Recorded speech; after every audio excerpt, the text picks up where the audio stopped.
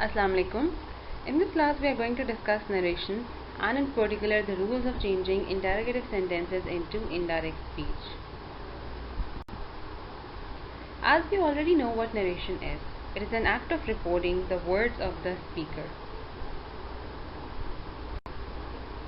The next thing that we need to understand before discussing further rules is what are interrogative sentences. An interrogative sentence is the one which asks a question. A question mark is used to close such a sentence. We have the examples here. What are you doing? How are you? Will you help me? These are the examples in which questions are posed. And whenever we pose questions, these are interrogative sentences. We have four main types of interrogative sentences, but here we are going to discuss two of these.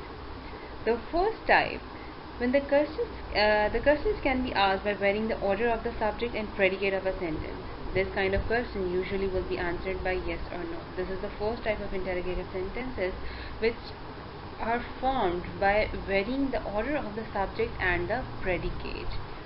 The examples are given here. Will you bring your book? Did she pass the test? These are the type of interrogative sentences which can be answered by a yes or no. And as you can see, these sentences start with a helping verb, which suggests that there is only a variation in the order of the subject and the predicate. The subject is placed afterwards the helping verb. The other type of interrogative sentence, the question can be asked by using an interrogative word. This kind of question cannot be answered by yes or no. Apart from the interrogative sentences that start with a helping verb, we have this type which starts with a WH term. The examples are given here. Who broke the glass? Where did they go?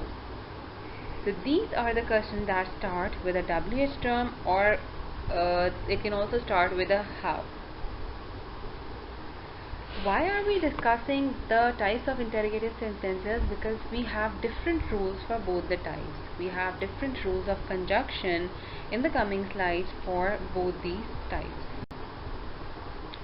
Let's start with rule number 1.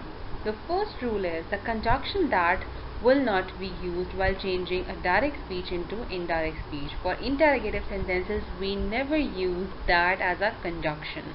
Rule number 2 is, in indirect speech, the questionative sentence will be expressed in assertive form.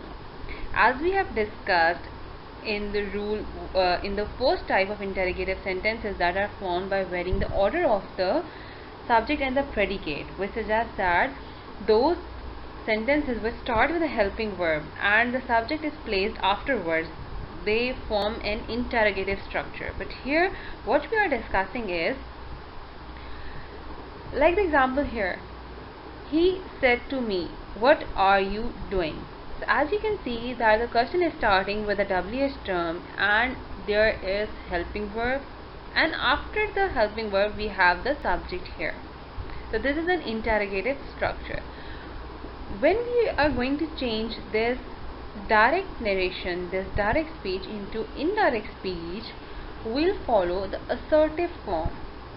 How? Let's take a view. He asked me. Said to changes into asked. We're going to discuss in the later slides. And then what as it is. And are you doing would be changed into I was doing. What is the difference in both these sentences? There is helping verb right after this questionative term and there is the subject right after this questionative term. So this is the difference between an interrogative structure and an assertive structure. Whenever we have to transform or whenever we have to change a direct speech into indirect speech of interrogative sentences, we will follow assertive form. In the indirect speech, there would be assertive structure. Subject would come first and then there would be helping verb and the verb. Rule number 3 is change of pronoun. This rule is same for all 5 types of narration that we soon are going to discuss. The first person pronouns changes according to the subject of the reporting speech. The second person pronoun changes according to object of the reporting speech, and the third person pronouns do not change. We have the examples here of this rule number 3, the change of pronoun. In the first example, my father said, I like this. We have to change the reported speech, I like this. I is the subject here, and it is given in the first person. As we have discussed in the previous slide that if we change the first person according to subject of the reporting speech, the subject was my father. So according to this, my father, we would change the reported the subject of the reported speech as he. I would become he, just because of the subject of the reporting verb. My father said that he liked that. First person changes according to subject of the reporting speech. That was rule number 1. Rule number 2 is, she said to her, you are intelligent. You is the second person. Second person changes according to object of the reporting speech. Object is her. According to this her, we have placed she here. So the rule number 2 is second person, that is you, would change according to object of the reporting speech. She said they are wrong. They is the third person, and as you can see, it has remained same in the indirect speech as well. Third person does not change. So this is the rule SON that we follow while changing the pronoun of the indirect speech. We change first person according to subject of the reporting speech, second person according to object of the reporting speech, and the third person do not change. And here we have the table of changing tenses in the indirect speech. The present changes into past, and when we are dealing with past, past simple changes into past perfect, past continuous changes into past perfect continuous. For future, we have future simple. We have will plus first form of the verb, it changes into would. Future continuous, will be changes into would be. Future perfect, will have changes into would have. Rule number 5 is, verbs such as said and said to in indirect speech is replaced with verbs asked, inquired of in indirect speech. Examples are, he said to me, will you watch drama tonight? So how are we going to change this? The reporting verb, that is here said to. Said to would change into asked. We may use here inquired of as well, but mostly we use asked. So he said to me would change into he asked me. The later changes we are going to discuss in the coming slides. Rule number 6 is, question mark will not be used. As we have discussed that the interrogative form changes into assertive form, so there is no use of question mark in the indirect speech. We'll simply place a full stop when we complete the sentence. Rule number 7 is, if or whether will be used as a conjunction in yes or no interrogative sentences. Here comes the reason for which we have discussed the type of interrogative sentences. The first type that can be answered with a yes or no, or that starts with a helping verb. For such kind of interrogative sentences, we use conjunction if or whether. The examples are here. He said to me, will you watch drama tonight? So said to changed into asked. He asked me. Here we have to place the conjunction. After removing this comma and inverted comma, we would place the conjunction here if. And the rule that we have discussed, that we follow assertive structure. So following that rule, we have to place the subject first and later we would use the helping verb. So here is the subject in the indirect speech. How have we used I here? Because of this. There we had you. You is the second person. Second person changes according to object of the reporting speech. Object was me. So because of this me, we have used I here. And as we have discussed in the change of tenses, that will changes into would. So that's why we have used would here. So he asked me, the first rule said to changes into asked. The second rule, use of conjunction for such kind of sentences that start with a helping verb. Rule number 3, change of pronoun that we have applied here. Rule number 4, will changes into word. The rest of the things remain same. We would use first form of the verb, drama would remain same, tonight would change into that night. The change of time and the change of adverbs. No conjunction will be used for WH interrogative sentences. Those sentences that start with a WH word. What, when, why, where, and those questions that cannot be answered with a yes or no. For such kind of sentences, there would not be any conjunction used. We would simply repeat that WH word in the indirect speech and follow the rest of the rules. He said to him. He asked him. No conjunction here. We would simply remove this comma and inverted commas. What would come again in the indirect speech as well. We would repeat that word, and the rest of the structure would turn into an assertive structure. The subject would come first, you second person changes according to object of the reporting speech. Object was him. According to this him, we have used he here. It was in the present continuous tense, so we have changed it into past continuous tense. Are changed into was, and form of the verb remains same. So we have applied all the rules here. Let's take the examples. Alina said to her, where did you come? Alina said to change into asked, right? Rule number 2 that we have applied here is removing this comma and inverted commas.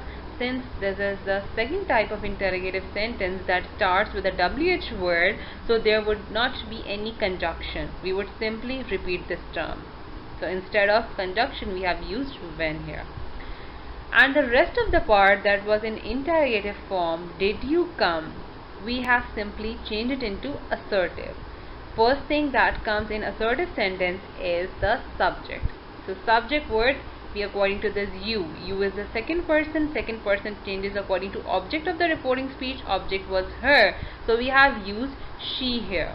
And as you can see that this sentence starts with the did, which suggests that it is past indefinite, and we have learned that past indefinite changes into past perfect. So according to the past perfect, we have changed the helping verb as well. Had plus third form of the verb comes in past perfect. So that's why we have used had plus third form of come. Come, came, and come.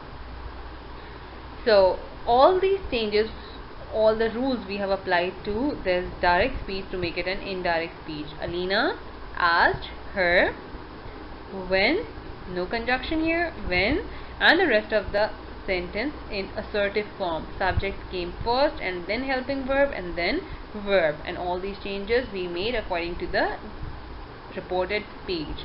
According to this you, that change is according to object of the reporting speech. We have placed she here. According to this did, which suggests that it is past indefinite, we have changed it into past perfect, right? Example number 2, he said, has John arrived? So it is the first type of interrogative sentence that starts with a helping verb. We have a different rule for this type. He asked, he said, change into asked, and then we have to place a conjunction here. Removing the comma and inverted comma, we have placed if here as a conjunction, right? And all the other rules would remain same. We have to follow the assertive structure here. Subject would come first. Since it was the third person singular, we have used it as it is. John remains same. Has arrived. It was present perfect, we have changed it into past perfect. Had arrived, right? Example number 3, he said to the driver, where did you park the car? Again, the second type of interrogative sentences that start with a WH word. He asked the driver, said to change into asked. He asked the driver, no conjunction here. We would simply repeat this questionative term. Where would come here. right? And the rest of the part, again, it is given in past indefinite tense. Did suggest that it was past. We have changed past indefinite into past perfect. But first thing that we need to do is placing the subject first, as we have to follow the assertive structure here. So according to this you, that was the second person, we have changed this subject. It was you, second person, it has to change according to object of the reporting speech, and the object was the driver. So according to that driver, we have placed he here, right?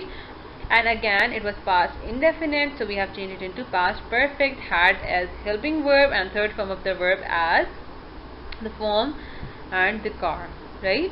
Hamna said to her, "Can I help you?" Hamna asked her.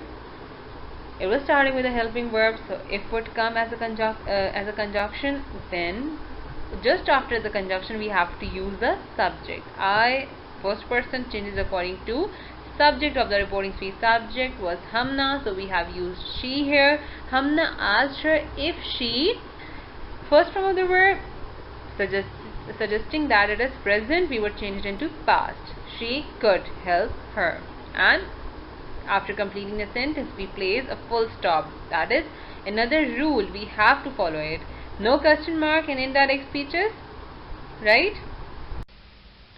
The mother said to son, "Have you finished your project?" The mother asked, said to change into asked, right? The mother asked the son, as the sentence is starting with a helping verb, so for such kind of interrogative sentences we use conjunction if or whether. So we have placed if here after removing this comma and inverted comma. Have and the third form of the verb suggests that it is present perfect, we would change it into past perfect. But first we have to place subject right after the conjunction, as we have to follow the assertive structure. So it was second person changes according to object of the reporting speech. That's why we have used he here. The object was son, so according to the son we have used he here, right? Have finished would change into had finished. Present perfect changes into past perfect. Again we had second person here, your changed according to the son, so we have used his here. The next sentence is, she said to me, "Have you returned the books?" She asked me, said to change into asked. So she asked me. After removing this comma and inverted comma, we would place conjunction whether here, as the sentence is starting with a helping verb. So right after the conjunction we would use subject. You is the second person changes according to object of the reporting speech. Object is me, so according to this me we have placed I here, right? Again the sentence is given in present perfect. Have and the third form of verb is suggesting, so we would change it into past perfect. For past perfect we have helping verb had and third form of the verb. So the sentence would become, she asked me whether I had returned the book. Full stop. The next sentence is, he said, is he working hard? He said would change into he asked, as we can see that in inverted comma we had a question, so we have changed this reporting verb said into asked. So he asked if as a conjunction, and then we have to follow the assertive structure. So we would use the subject first. Subject is he is the third person singular. Third person does not change, that's why we have repeated this he. And the sentence was given in present continuous. Is and fourth form of the verb or present participle was suggesting that it is present continuous. We have changed this present continuous tense into past perfect. So was working hard. Was plus fourth form of the verb. So this sentence has become, he asked if he was working hard. Our last sentence is, mother said to me, did you break the glass? The mother asked me. Said to change into asked. We change the reporting verb. As there is question in inverted commas, so we have changed the reporting verb, that is said to, into asked, right? Then again the question is starting with helping verb. That's why we have placed conjunction here after removing this comma and inverted comma. Right after the conjunction we use subject, as we have to follow the assertive structure. We had second person changes according to object of the reporting speech. Object is me, so according to this me we have placed I here, and this did plus first form of the verb suggests that it is past indefinite. Past indefinite changes into past perfect, that's why we have used the helping verb of past perfect, that is had plus third form of the verb, right? And the glass would remain same. We place the object as it is.